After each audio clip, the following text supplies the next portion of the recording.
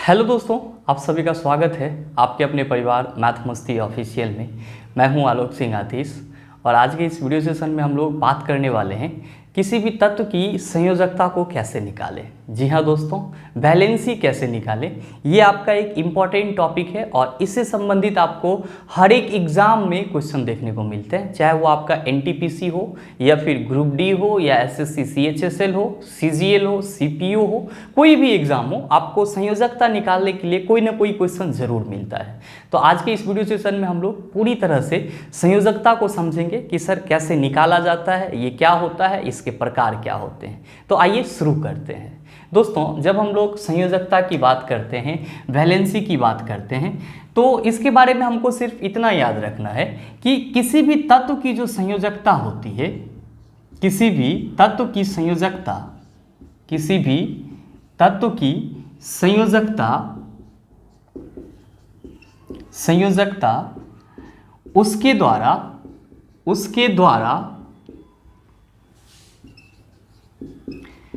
त्याग या ग्रहण की गई इलेक्ट्रॉन की संख्या होती है। त्याग या ग्रहण की गई क्या होती है सर? इलेक्ट्रॉन की संख्या होती है। बस आपको इतना सा बात संयोजकता के बारे में याद रखना है कि किसी भी तत्व की संयोजकता उसके द्वारा त्याग, मतलब क्या हुआ? लॉस, या ग्रहण है यहाँ पे, इसका मतलब क्या हुआ? गेन। तो किसी भी तत्व की जो हम लोग संयोजकता कहते हैं तो क्या कहते हैं कि वो तत्व जितना इलेक्ट्रॉन लॉस या गेन करता है वही उस तत्व की संयोजकता कहलाती है। अब सवाल ये उठता है कि सर कोई भी तत्व अपना इलेक्ट्रॉन लॉस या गेन क्यों करेगा? तो मेरे मित्र, आप सभी पढ़ाई कर रहे हो, किस लिए कर रहे हो? तो आपको हो गया सर जॉब लेना है, स्टेबल होना है, खुद के लाइफ को अच्छा करना है। ठीक उसी तरह केमिस्ट्री में आपके पास 118 एलिमेंट हैं। कितने एलिमेंट हैं? 118 एलिमेंट हैं। इसमें से 6 ऐसे एलिमेंट हैं जैसे कि helium, neon, argon, krypton, xenon और रेडॉन। 6 ऐसे एलिमेंट हैं जो कभी भी केमिकल रिएक्शन में पार्टिसिपेट नहीं करते। इनका जो ऑक्टेट होता है वो क्या होता है? हमेशा पूरा होता है। इसका जो अष्टक होता है, ऑक्टेट होता है, वो क्या होता है? हमेशा पूरा होता है। किसका? तो हीलियम, नियन, आर्गन, क्रिप्टन, जेनॉन और रेडन का। इसको हम लोग क्या कहते हैं? तो इसको सर हम लोग अक्रिय गैस कहते हैं।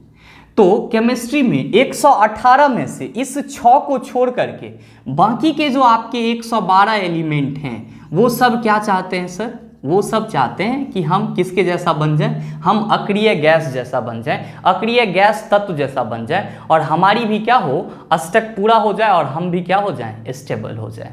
जिस तरह हम लोग अपने जॉब के लिए पढ़ाई करते हैं, अपने लाइफ को स्टेबल करने के लिए कोई काम करते हैं, ठीक उसी तरह केमिस्ट्री में जितने भी इस 6 गैस एलिमेंट को छोड़ करके, इस 6 अक्रिय गैस एलिमेंट को छोड़ करके जितने भी अदर 112 एलिमेंट है वो सब क्या करते हैं? अपने अष्टक को पूरा करने के लिए, अपने ऑक्टेट को पूरा करने के लिए, स्टेबल होने के लिए अपने में से इलेक्ट्रॉन का लॉस, त्याग या फिर क्या करते हैं? जरूरत पड़ने पर इलेक्ट्रॉन का ग्रहण करते हैं। तो उम्मीद करते हैं कि आप इस चीज़ को समझ पाए होंगे कि संयोजकता क्या होती है और कोई भी तत्व इलेक्ट्रॉन को लॉस या गेन क्यों करता है।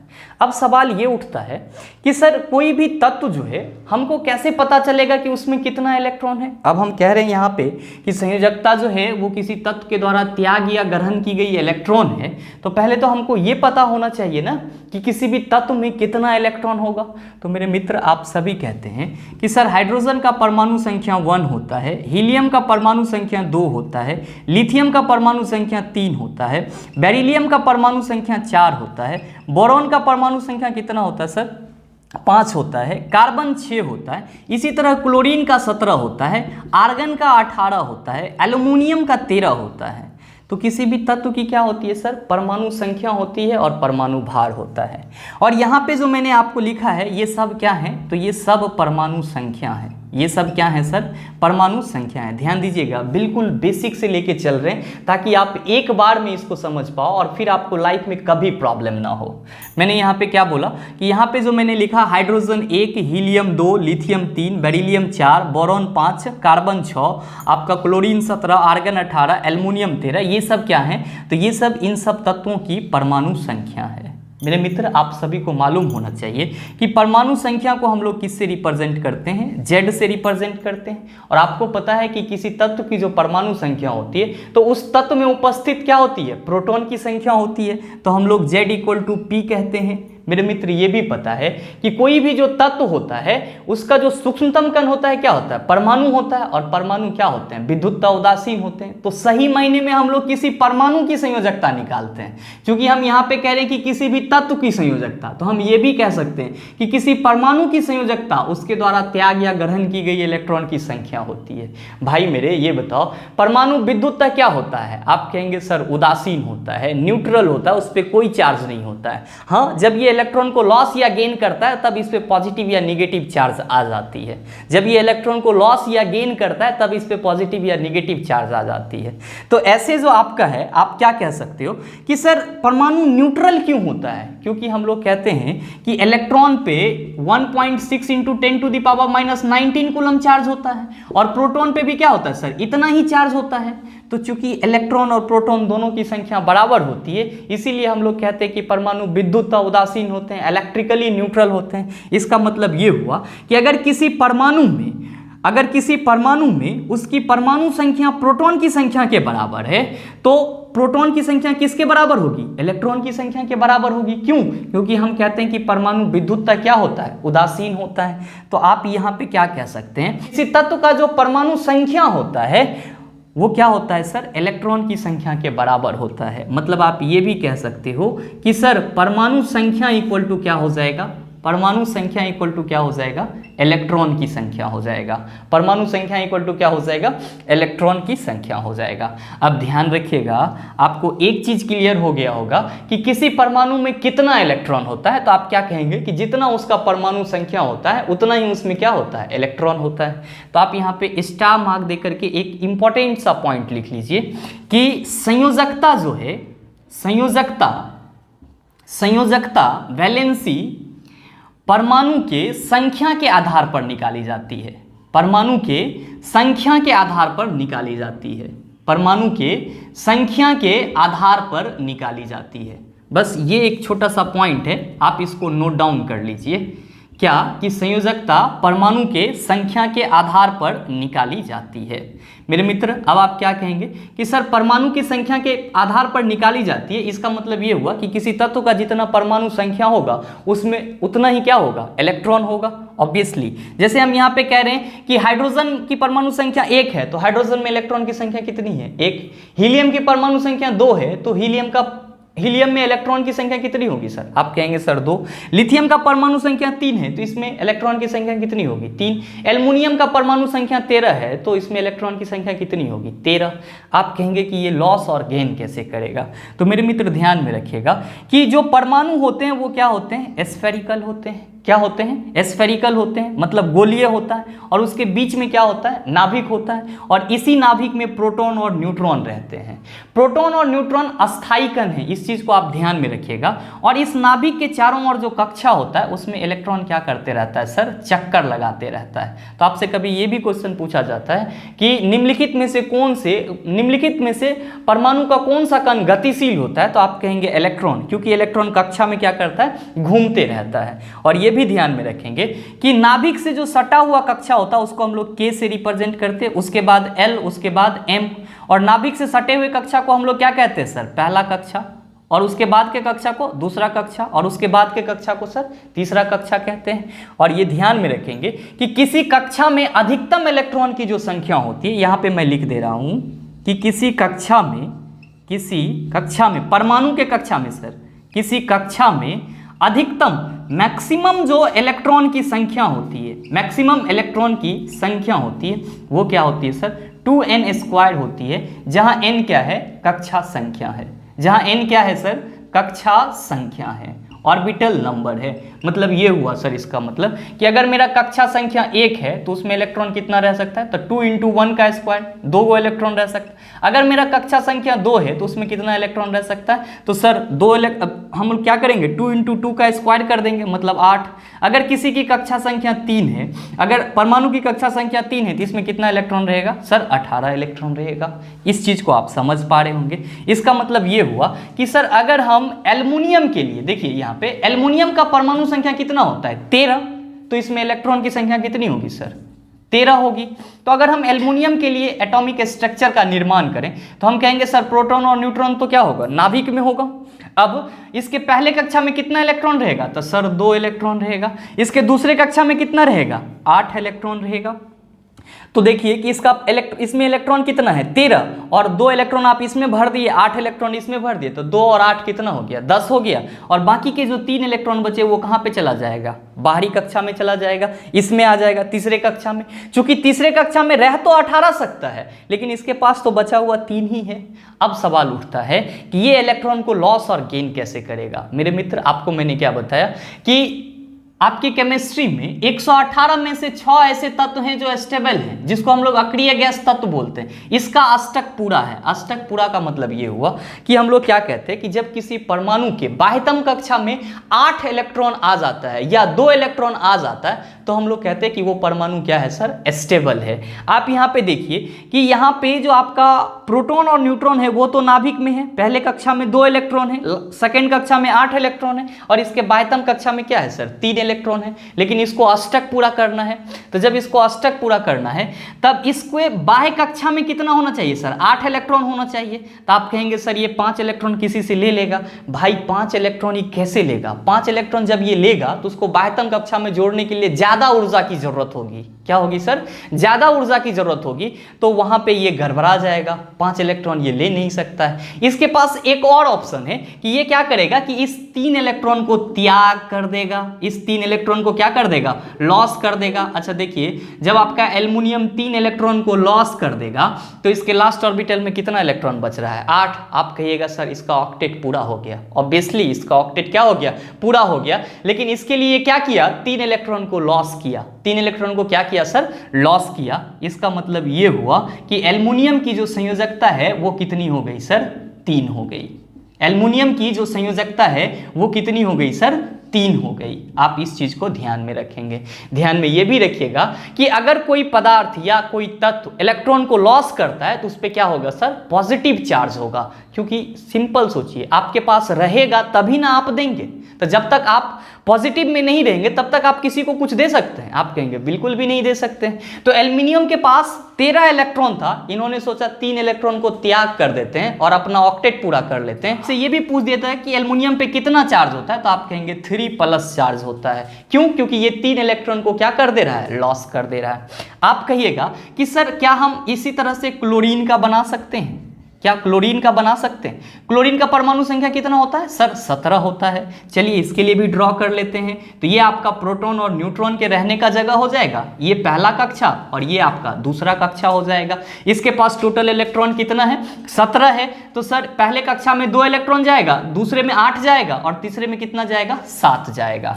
ध्यान दीजिए कि अब आप कैसे कहेंगे कि यहाँ पे इलेक्ट्रॉन का क्या होगा। आप कहेंगे सर 7 इलेक्ट्रॉन को लॉस कर देंगे, पॉसिबल ही नहीं है, या इसको बहुत ज्यादा मात्रा में ऊर्जा की जरूरत होगी, उतना ऊर्जा तो है नहीं। तो ये क्या सोचेगा कि 7 है, हमको बाहर में 8 पुराना है, तो 1 इलेक्ट्रॉन हम क्या करते हैं, ले लेते हैं। 1 इलेक्ट्रॉन क्या करते हैं सर, ले लेते हैं। तो ये 1 इलेक्ट्रॉन किसी से ले लेगा, तो 1 इलेक्ट्रॉन लेगा तो कर्ज में न जाएगा। भले ही ये अपना ऑक्टेट पूरा कर ले 1 इलेक्ट्रॉन को लेकर के, लेकिन ये कर्ज में चला गया। इसीलिए हम कहते हैं कि क्लोरीन पे क्या होता है सर, माइनस चार्ज होता है। और क्लोरीन की संयोजकता कितनी होती है, तो ध्यान दीजिए ये कितना इलेक्ट्रॉन ग्रहण कर रहा है अपने बाह्यतम कक्षा में, 8 इलेक्ट्रॉन पुराने के लिए। तो आप कहेंगे सर 1 इलेक्ट्रॉन, तो क्लोरीन की संयोजकता कितनी हो गई, 1 हो गई। क्लोरीन की संयोजकता कितनी हो गई सर, 1 हो गई।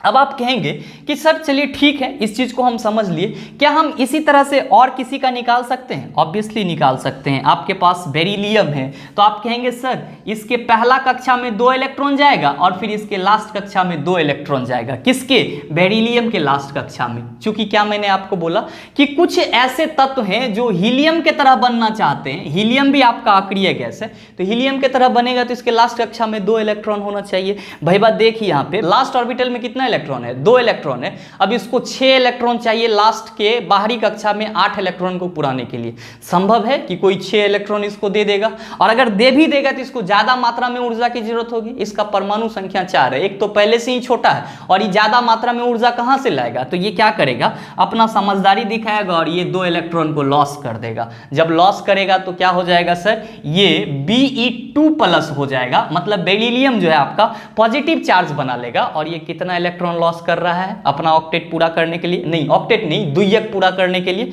तो कहेंगे सर 2 इलेक्ट्रॉन, तो इसकी संयोजकता कितनी हो जाएगी? 2 हो जाएगी। आप कहेंगे सर मैग्नीशियम का फिर ऐसे ही होगा क्या? ऑब्वियसली मैग्नीशियम का परमाणु संख्या कितना होता है? 12 होता है। तो आपका जो ये मैग्नीशियम का आप परमाणु स्ट्रक्चर निकालेंगे तो प्रोटॉन और न्यूट्रॉन क्या होगा सर? नाभिक में होगा। प्रोटॉन और न्यूट्रॉन क्या होगा? नाभिक में होगा। और पहला कक्षा में कितना इलेक्ट्रॉन जाएगा? आप कहेंगे सर 2 जाएगा। दूसरा कक्षा में कितना जाएगा? 8 जाएगा। और फिर इसके पास देखिए 2 और 8 10 इलेक्ट्रॉन तो इसका भर गया, लेकिन इसका परमाणु संख्या 12 है, तो लास्ट का 2 इलेक्ट्रॉन किस में चला जाएगा? इसके तीसरे कक्षा में चला जाएगा। अब ये 2 इलेक्ट्रॉन को क्या करेगा? लॉस करेगा या गेन करेगा? आप कहेंगे सर ये जो है 2 इलेक्ट्रॉन का लॉस कर देगा और ये क्या बना लेगा? Mg2+ बना लेगा। मतलब क्या हुआ कि मैग्नीशियम की जो संयोजकता होगी वो कितनी होगी? 2 होगी। मैग्नीशियम की संयोजकता कितनी होगी सर? 2 होगी।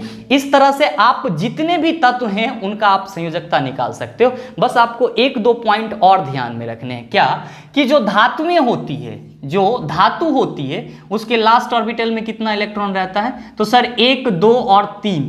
तो धातु हमेशा इलेक्ट्रॉन का लॉस कर देती है, तो कौन सा आयन बना लेती है सर? पॉजिटिव आयन बना लेती है। और जो अधातु होती है सर, जो अधातु होती है वो क्या करती है सर? कि उसके लास्ट ऑर्बिटल में 5, 6 या 7 इलेक्ट्रॉन होते हैं और ये हमेशा इलेक्ट्रॉन को ग्रहण करती है, इसीलिए ये निगेटिव आयन बना लेती है। क्या बना लेती है सर? निगेटिव आयन बना लेती है। आप कहेंगे सर इसका एग्जाम्पल दीजिए। तो आप देखिए कि क्लोरीन आपका क्या है सर? तो कहेंगे सर क्लोरीन तो अधातु है, क्लोरीन गैस के रूप में होता है। मैंने आपको क्या बोला कि अधातु जो होगा उसके लास्ट ऑर्बिटल में आपको 5, 6, 7 इलेक्ट्रॉन मिलेगा। तो देखिए इसके लास्ट ऑर्बिटल में कितना इलेक्ट्रॉन है? 7 इलेक्ट्रॉन है। तो ये क्या कर रहा है अपना ऑक्टेट पूरा करने के लिए? 1 इलेक्ट्रॉन को ग्रहण कर रहा है। तो इसकी संयोजकता कितनी हो गई? 1। तो मैंने जो आपको डेफिनेशन लिखा है कि किसी भी तत्व की संयोजकता उसके द्वारा त्याग या ग्रहण की गई इलेक्ट्रॉन की संख्या होती है। तो मेरे ख्याल से अब आप इस एग्जाम्पल को देख करके समझ पा रहे होंगे। चलिए ये तो हो गई अधातु की बात।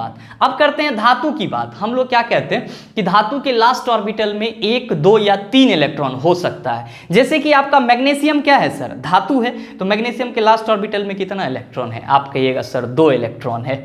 आप देखिए कि एल्युमिनियम है। मैंने आपको बताया कि धातु के लास्ट ऑर्बिटल में 1 इलेक्ट्रॉन, 2 इलेक्ट्रॉन या फिर 3 इलेक्ट्रॉन हो सकता है। एल्युमिनियम के लास्ट ऑर्बिटल में कितना इलेक्ट्रॉन है?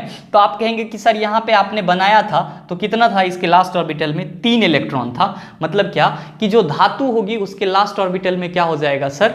1, 2 या 3, ये संभावित है। और दूसरा अगर अधातु होगा तो उसके लास्ट ऑर्बिटल में 5, 6 और 7 रहेगा। मेरे मित्र ये भी ध्यान में रखिएगा कि जिस कक्षा में आपका वैलेंस इलेक्ट्रॉन रहता है या किसी भी तत्व का जो बाह्यतम कक्षा होता है उसको हम लोग क्या कहते हैं? तो सर कक्षा को हम लोग वैलेंस सेल कहते हैं। और उसमें जो इलेक्ट्रॉन उपस्थित होते हैं किसमें? बाह्यतम कक्षा में, उसको हम लोग क्या कहते हैं? वैलेंस इलेक्ट्रॉन कहते हैं। तो यहाँ पे आप देख रहे हैं कि इसके ये जो आपका क्लोरीन है इसके लास्ट ऑर्बिटल में कितना इलेक्ट्रॉन उपस्थित है सर? 7 इलेक्ट्रॉन उपस्थित है। तो चूंकि लास्ट ऑर्बिटल जो है वो बाह्यतम कक्षा कहलाता है, तो सर हम बाह्यतम कक्षा में जो इलेक्ट्रॉन उपस्थित होता है उसको क्या कहते हैं? वैलेंस इलेक्ट्रॉन कहते हैं, संयोजी इलेक्ट्रॉन कहते हैं। और फिर हम लोग क्या कहते हैं सर? जिस कक्षा में संयोजी इलेक्ट्रॉन है उसको हम लोग क्या कहते हैं? वैलेंस सेल कहते हैं। बाकी के जो और इलेक्ट्रॉन बच जाते हैं उसको हम लोग कोर इलेक्ट्रॉन या फिर बाकी के जो और कक्षा होते हैं उसको हम लोग कोर सेल बोलते हैं। तो दोस्तों उम्मीद करते हैं कि आप वैलेंसी निकालना सीख पाए होंगे। आपको मैं होमवर्क प्रैक्टिस के लिए 1 से लेकर के 20 तक का परमाणु दे रहा हूं, आप अपने घर पे ट्राई कीजिएगा। 1 से लेकर के 20 तक के तत्व का आप वैलेंसी निकालने का कोशिश कीजिएगा। अगर आपसे नहीं निकल रहा है तो नीचे कमेंट कीजिएगा, लेकिन हां, अगर आपको वैलेंसी सीखना है तो एक बार प्रयास जरूर कीजिएगा। 1 से 20 तक के तत्वों का वैलेंसी निकालने का नहीं बन रहा है तो नीचे कमेंट करके जरूर बताइएगा। दोस्तों, अगर आपको वीडियो अच्छा लगा होगा तो वीडियो को लाइक कीजिएगा, शेयर कीजिएगा, और अगर चैनल पे नए हैं तो सब्सक्राइब करके बेल आइकन दबा लीजिएगा, ताकि इस तरह के एग्जाम रेलेवेंट वीडियो सबसे पहले आपके पास पहुंचे और आप उसका भरपूर फायदा उठा पाए। मिलते हैं फिर अगले सेशन में, तब तक के लिए best of luck. Thank you, have a nice day.